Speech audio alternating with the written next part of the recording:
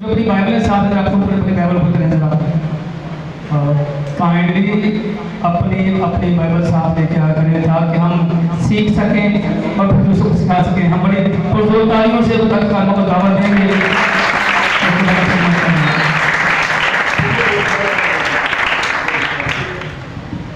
Hallelujah. मसीह यीशु के अजीम नाम में आप सबकी सलामती हो। हम खुदावंद का शुक्र करते हैं जिसके पाक नाम में जमा हुए हैं, क्योंकि हमारा खुदा बेहद सजदों और तारीफ के लायक है। वो इस लायक है कि हजार सजदे उसके आगे करें।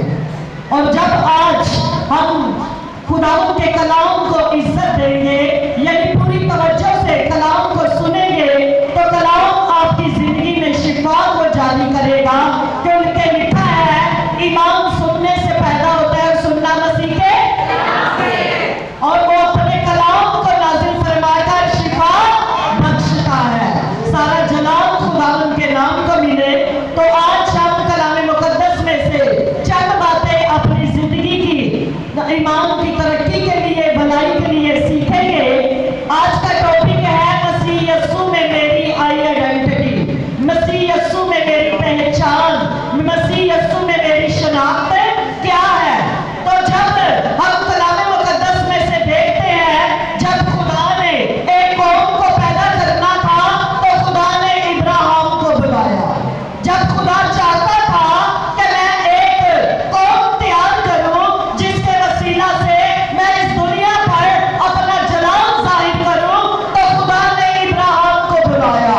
इब्राहिम जिसका बाप तारा है और वो बुतों को बनाता है, लेकिन इसका बेटा इब्राहिम जो है वो उन बुतों से नफरत करता है और वो कहता है कि ये बुत जो है ये खुदा नहीं हो सकते, क्योंकि खुदा वो है जिसने आसमान और जमीन को बनाया है और जो जिसने हम सबको बनाया है वो बुत नहीं हो सकता। तो खुदा ने इसी उसकी तलाश को देखा, उसके इसी ईमान को देखा, इसी करार को देखा और खुदा ने इब्राहिम से कहा अपने नातेदारों और रिश्तेदारों को छोड़ और जो मुल्क मैं तुझे दिखाऊंगा उस मुल्क को चल दे। और इब्राहिम खुदा की इस बात पर ईमान लाया और खुदा के कहने के मुताबिक वो अपने नातेदारों को छोड़कर उस मुल्क की तरफ रवाना हो गया जिसका खुदा ने कहा कि मैं तुझसे एक कौम पैदा करूंगा और उस कौम के वसीला खुदा अपना जलाल जाहिर करता है। और जब हम बाप इब्राहिम की कर रहे हैं, तो जब हम मत्ती की अंजील उसके पहले बाब और उसकी पहली 6 आयत पढ़ते हैं, तो यहाँ पर हमें मसीह यीशु का नसबनामा मिलता है जो इब्राहिम से शुरू हुआ है। ये ईमानदारों का नसबनामा है, ये बादशाहों की नस्ल है और जिसमें से यीशु पैदा हुए। लेकिन बहुत सारे सवाल करते हैं यीशु मसीह का नसबनामा, यीशु तो खुदा है, तो फिर उसका नसबनामा कैसे हो सकता है? बिल्कुल ठीक है, क्योंकि खुदा का कोई नसबनामा नहीं, क्योंकि खुदा बेनसबनामा है, क्योंकि ना तो उसका कोई शुरू है और ना कोई उसका आखिर है। खुदा का कोई नसबनामा नहीं। लेकिन जब वही खुदा यीशु मसीह इस दुनिया में कामिल इंसान बनकर आए, तो फिर एक शजराए नसब की जरूरत थी, उस पाक कौम की पाक घराने की जरूरत थी जिसके वसीला से यीशु मसीह इस दुनिया में आते। क्योंकि यीशु मसीह कामिल इंसान बनकर इस दुनिया में आए थे और जो उसने नस्ल चुनी, जो उसने घराना सुना, वो मुकद्दस नस्ल है और शाही कहलों का फिरका है। जिस घराने में यीशु ने जन्म लिया उसका नस्बनामा यहाँ पर लिखा हुआ है। मैं पास्टर डैनियल से गुजारिश करूंगी मत्ती की अंजील पहला बाब पहली 6 आयत वो तलावत कर देंगे।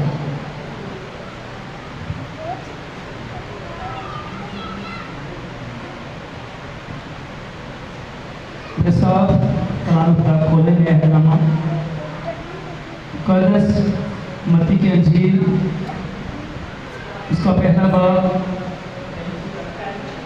पहली 6 आयत में लिखा है यीशु मसीह इब्ने दाऊद इब्ने इब्राहिम का नस्बनामा।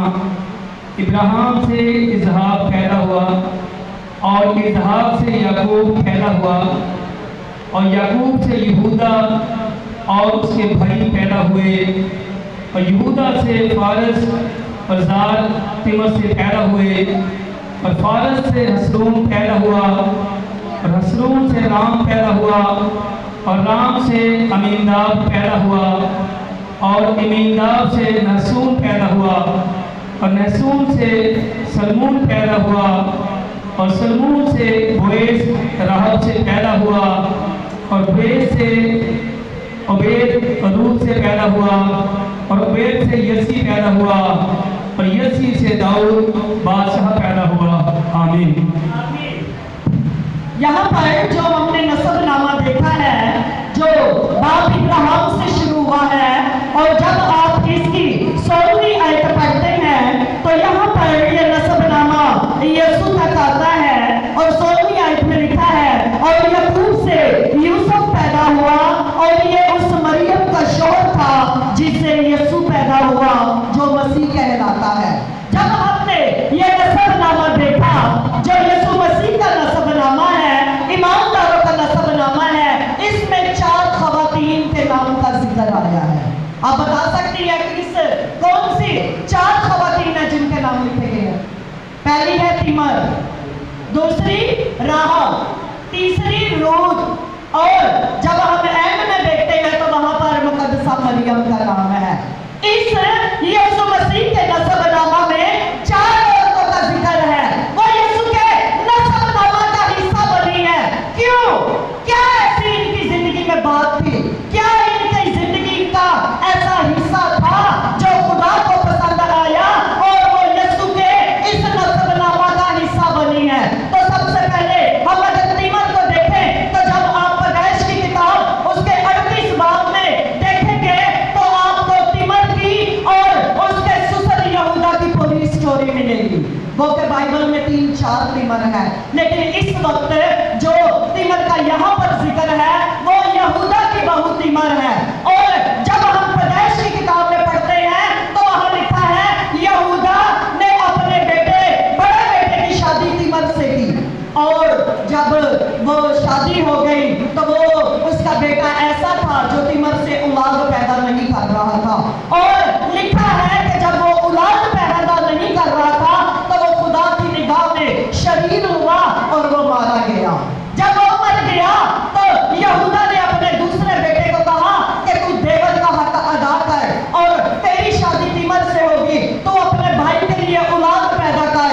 और उसका बेटा औलाद भी जानता था कि ये औलाद जो है ये मेरे नाम से नहीं कहलाएगी क्योंकि मेरा जो भाई महरूम मरा है ये औलाद उसके नाम से कहलाएगी। और उसने भी औलाद पैदा ना करना चाहिए, वो भी औलाद पैदा नहीं कर रहा था और इस तरह लिखा है वो भी खुदा की निगाह में शरीर साबित हुआ और उसको भी मार दिया गया, वो भी मारा गया। और अब क्या हुआ है कि जब यहूदा के दोनों बेटे मर गए तो यहूदा ने कहा तिमर को कि तू अपने बेटे चली जा, मेरा तीसरा बेटा जो है वो भी बालक नहीं है, जब वो बालिग होगा तो मैं तुझे बुला लूंगा। लेकिन वो अंदर से डर रहा था, पहले मेरे 2 बेटे मर चुके हैं और जब उसका बेटा बालक हो भी गया तो उसने तिमर को ना बुलाया। लेकिन जब उसकी बीवी फौत हो गई, जब यहूदा की बीवी मर गई तो उसके बाद कुछ अर्सा के बाद वो अपने जानवरों के बाल कटवाने के लिए जा रहा था। उसकी बहू तिमर को जब ये खबर मिली कि मेरा ससुर जो है वो जा रहा है तो वो एक तस्बीह के फाशा के कपड़े पहनकर वहां बैठ गई। और जब यहूदा ने उस औरत को देखा तो वो समझा कि कोई आम औरत है। उसने उससे कहा आज रात तू मेरे साथ रह, जो कुछ मांगेगी मैं तुझे दूंगा। और वो उसके साथ रही और उसने कहा मेरे पास इस वक्त ये आशा है, ये मोर है और ये तू रख ले, जब मैं तुझे पैसे और जानवर का बच्चा दे दूंगा तो मेरी चीजें दे देगा। और वो औरत चली गई और 3 महीने के बाद यहूदा को पता चलता है कि उसकी बहू जो है वो हामिल है। वो नहीं जानता था कि ये मुझसे मामला हुई है।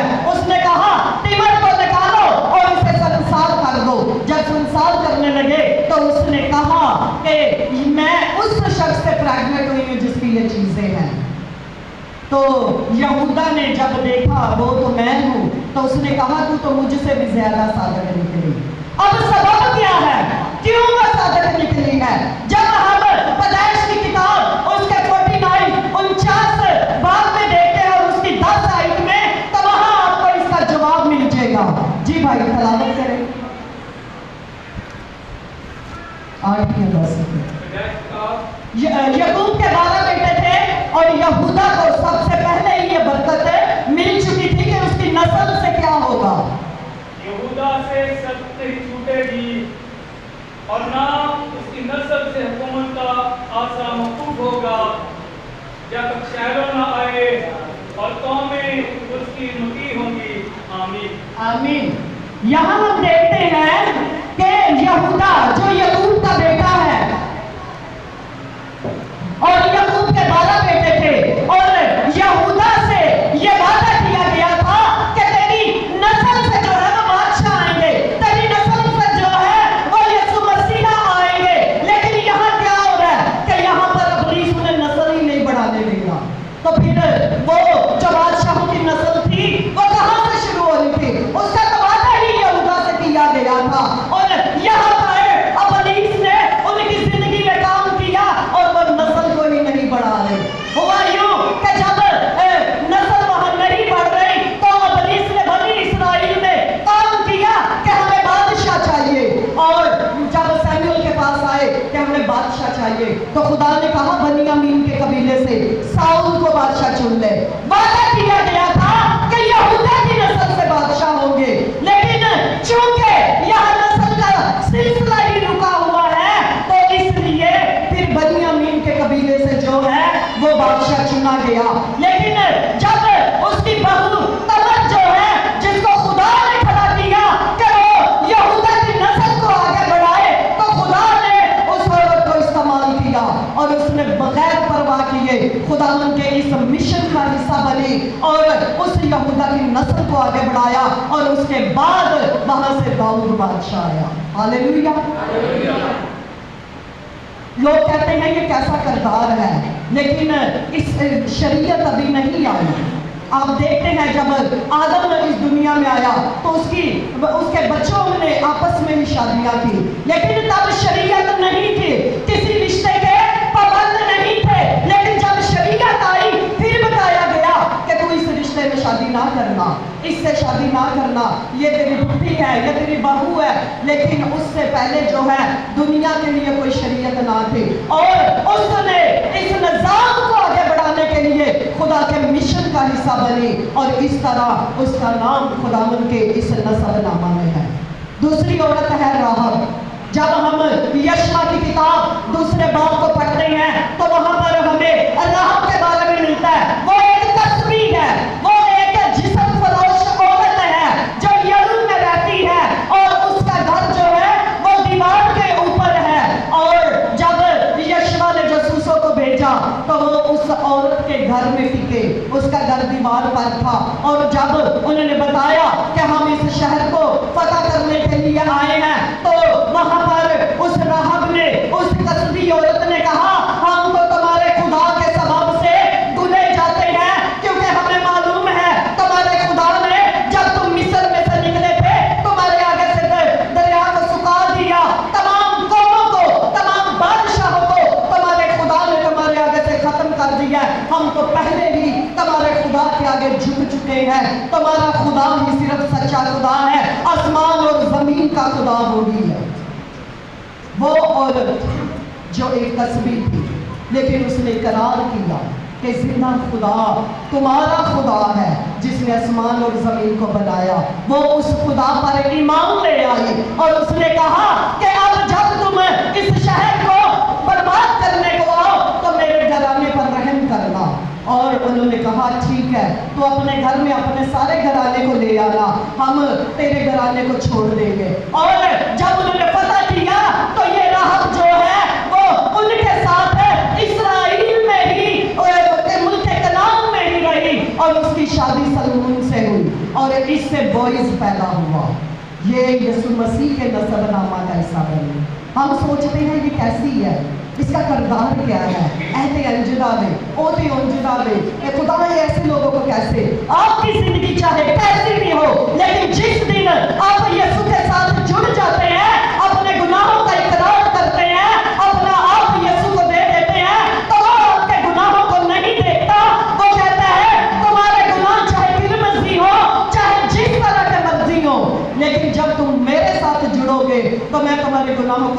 कर दूंगा और फिर कभी याद नहीं करूंगा, बशर्ते कि तुम्हारा दिल मुझसे लग जाए।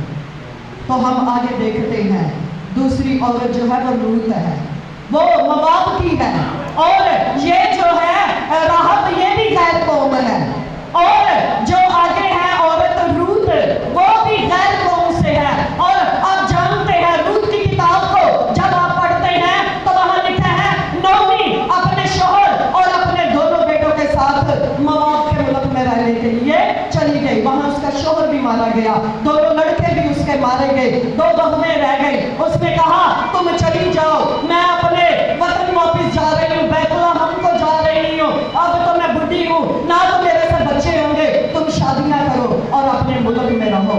एक बहू चली गई, लेकिन रूत जो थी उसने कहा मैं तुझे छोड़कर नहीं जाऊंगी, तेरा खुदा मेरा खुदा होगा, तेरे लोग मेरे लोग होंगे, मौत के सिवा कोई चीज मुझे तुझसे जुदा नहीं कर सकती। उसने करार किया, उसने कहा इस्राएल का ही खुदा सब कुछ है, मैं उस खुदा की इबादत करूंगी, मैं उस खुदा की परस्तिश करूंगी, और वो अपनी सास के साथ बैतलहम में आ गई। ये भी गैर कौम से था। देखें यसु के नस्बनामे में, यसु के खानदान में तस्बी आ गई है, गैर कौमें आ गई हैं, और लोग आ गए हैं, लेकिन जो बादशाही के बेटे हैं वो बाहर है। यहाँ पर हमने देखा ये वो औरतें हैं जो यीशु मसीह के नस्बनामा का हिस्सा बनी है, जो बाप इब्राहिम की नस्ल में आ गई है। सिर्फ यीशु मसीह को खुदा को कबूल करने के बाद, जिंदा खुदा पर ईमान रखने के बाद खुदा ने उनके किरदार को बदल दिया। पहले उनकी पहचान क्या थी? पहले वो तस्बी थी, पहले वो कुछ भी करती थी, लेकिन जब वो खुदा में आ गई तो वो खुदा की बेटियां बन गई और उस नस्ल में उनका नाम लिखा गया। जब हम 16वीं आयत पढ़ते हैं तो वहां पर मुकद्दसा मरियम का नाम है, और मरियम वो है जिसका ताल्लुक दाऊद के घराने से था, और जिसके साथ उसकी मंगनी हुई है यूसुफ, वो भी दाऊद के घराने से है। और मरियम जो है वो 5 दामन औरत है, उसमें जरा बदी नहीं पाई जाती। जब खुदा ने निगाह की कि मैं किसके जरिए से अपने बेटे को इस दुनिया में भेजूं, तो मुकद्दसा मरियम उसकी निगाह में मकबूल हुई, और वो यीशु मसीह को इस दुनिया में लाने का बाइस बनी। वो एक कुमारी है, जरा आप ये इमेजिन करें, वो एक कुमारी है और उसके पास मूसा के 10 हकाम है। वहां लिखा है ऐसी औरतों को जो कुंवारेपन में प्रेग्नेंट हो जाए उन्हें बाहर चौक में लाओ और पत्थरों से मार दिया जाए, लेकिन उसने परवाह नहीं की खुदा के मिशन का हिस्सा बनने के लिए। उसने कहा कि मैं खुदा की बंदी हूँ, जो कुछ खुदा चाहता है मैं वो करूंगी, और इस तरह उसने खुदा के काम के लिए, खुदा के इस मिशन के लिए अपने आप को पेश कर दिया। आज भी वही खुदा है जो उसके काम के लिए खुद को दे देते हैं। वो दुनिया की परवाह नहीं करते, वो किसी और लालच में नहीं पड़ते, बल्कि जब वो खुदा के लिए अपना आप दे देते हैं तो खुदा भी उन्हें बरकतों पर बरकतें देता है और अपने जलाल के लिए इस्तेमाल करता है। मेरा सवाल ये है कि जब मत्ती की अंजील में आपने नस्बनामा देखा, यहाँ पर उनके नाम हैं जो खुदा के काम में इस्तेमाल हुए हैं, और ये नस्बनामा यीशु मसीह पर आकर रुका है, तो क्या ये नस्बनामा बंद हो गया? क्या ये नस्बनामा जो है बस यहीं पर क्लोज हो गया? आखिर में लिखा हुआ है और यीशु मसीह उस औरत से पैदा हुए जो मरियम है, और यीशु मसीह की बजाय अब जो यीशु मसीह में पैदा होंगे उनके नाम आगे लिखे जाएंगे। और नए अहदनामे में आप देखते हैं कि वो उन लोगों के नाम हैं जो यीशु से पैदा हुए। मत्ती, मत्ती, लूका, यूहन्ना, नया अहदनामा पढ़े, उन लोगों के नाम हैं जो यीशु से पैदा हुए हैं। पौलुस, परसिकला, अकोला और मरियम मगदलीनी, ऐसी बहुत सारी खवातीन जो यीशु पर ईमान लाई और उनके नाम इस किताब मुकद्दस में है। हमारे कहाँ लिखे जाएंगे? हम जब इस नस्ल में आएंगे तो फिर हमारे नाम भी होंगे। ये जो नस्बनामा है ये खत्म नहीं हुआ, ये यीशु मसीह जो पैदा हुए हैं, अब जब हम इसमें रूहानी तौर पर पैदा नहीं होंगे, वो तुझे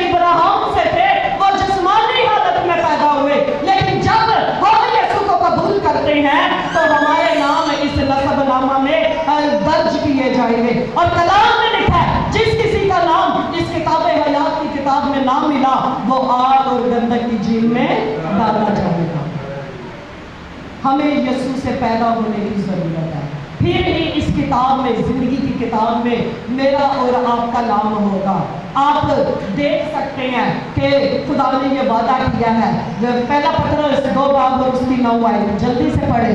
यहाँ पर खुदा ने वादा किया है, आपसे और मुझसे किया है। अगर हम यीशु से पैदा होंगे तो हमारा नाम भी जो है वो किताबे हयात के अंदर मौजूद होगा। और जिस किसी का नाम किताबे हयात में ना मिलेगा वो आग की गंधक की झील में डाला जाएगा।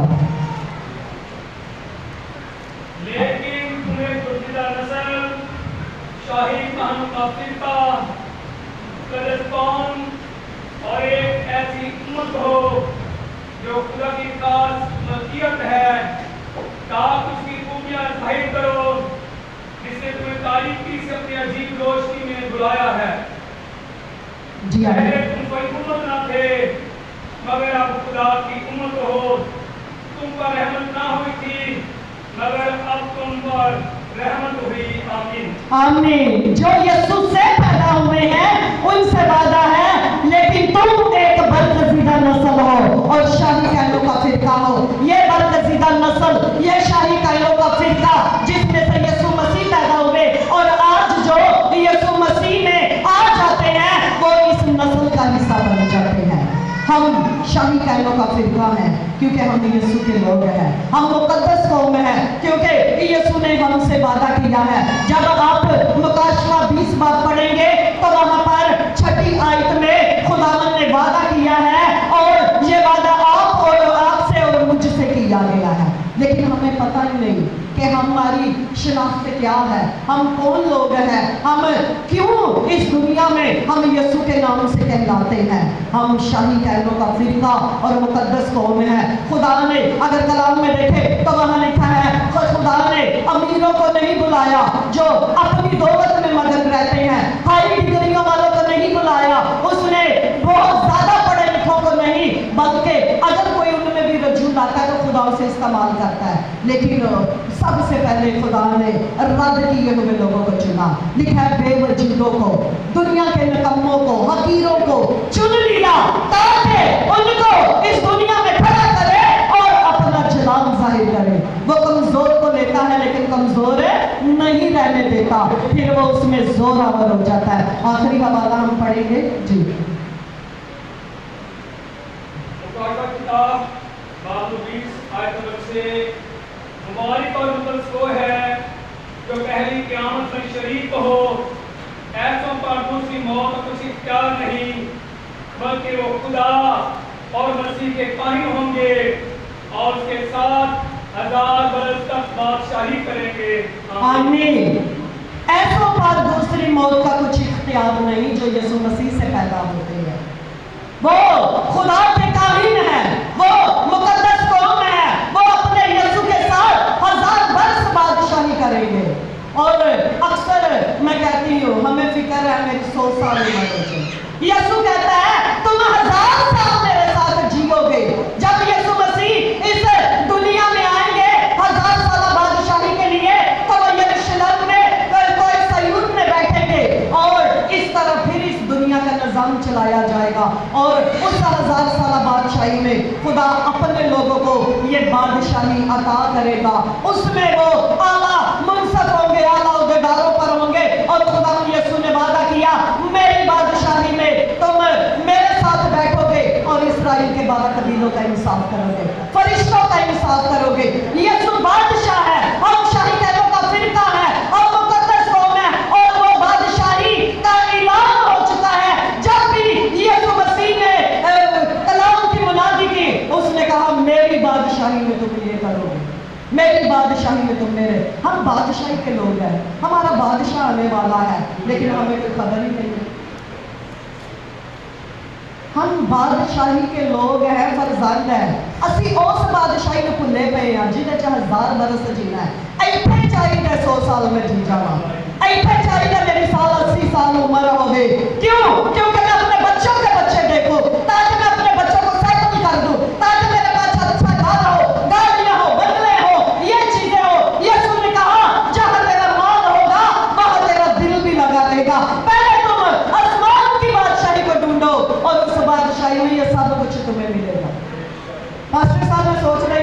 खुदा ने इसराइल में से मिस्र की गुलामी में से इसराइलियों को निकाला, तो उनको जिस मुल्क में लेकर जाना था ना, वो सारी जगह खुदा ने दे दी, और वहाँ पर वो लगे लगाए खेत, बने हुए घर उन्हें मिले, उन्हें कुछ नहीं था बनाना पड़ा।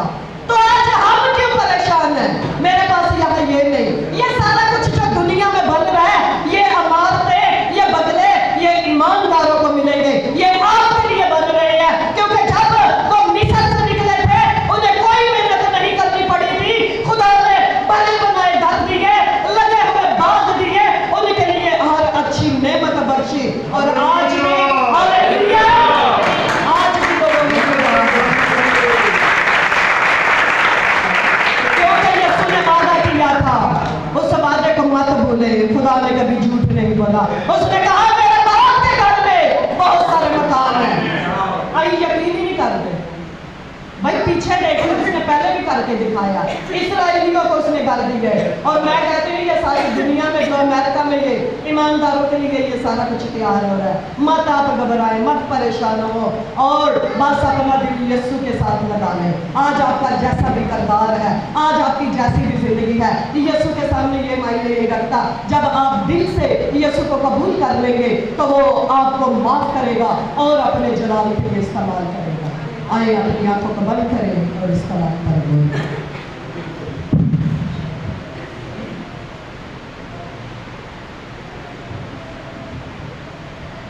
हालेलुया।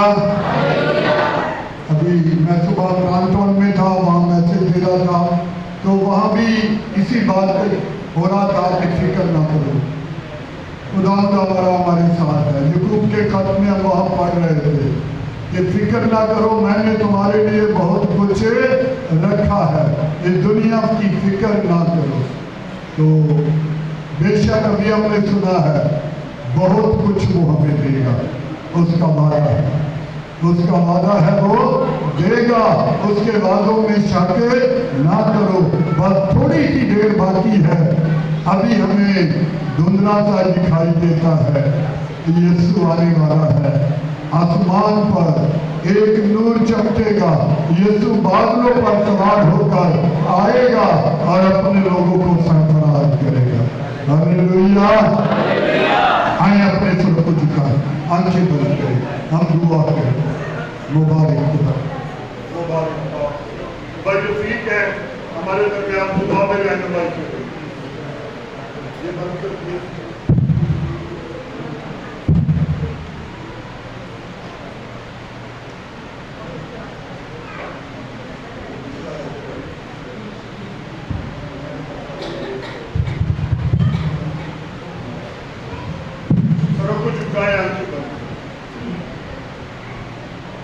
शुक्र है खुदावंद, आपका बेहद शुक्र अदा करते हैं, आपने मौका दिया। कुदूस कुदूस कुदूस रब्बुल फात, लश्करों के हवा पाक आसमान बाप, आपका बेहद शुक्र अदा करता हूँ सुहाने वक्त के लिए।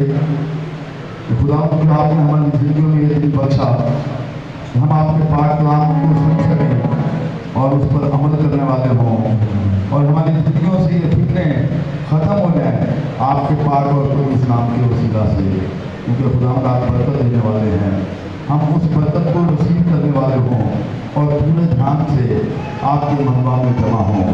खुदा एक को छूना जिंदगी को और बड़ी बरकत देना, इस्लाम के मुताबिक चलने वाले हों, और हर एक जिंदगी में आपका पाक कलाम जड़ पकड़े और इस्लाम के वसीला से खुदा गुना फैलाने वाले हों। खुदा इस के मुताबिक हम अपनी अपनी जिंदगियों पर गौर करने वाले हों। क्या हम आज भी फिक्र करते हैं? जब यीशु हमारे साथ है तो हमें किसी चीज़ की फिक्र नहीं होनी चाहिए। खुदा आप हमारे साथ हैं, आपका बेहद शुक्र अदा करता हूँ कि आप हर वक्त हमारी फिक्रों को हमसे दूर रखते हो। आपका बेहद शुक्र अदा करता हूँ इन जिंदगियों के लिए, दुनियाती हुई और आपके खादमों के लिए आपका बेहद शुक्र अदा करता हूँ, यीशु और मसीह के नाम से।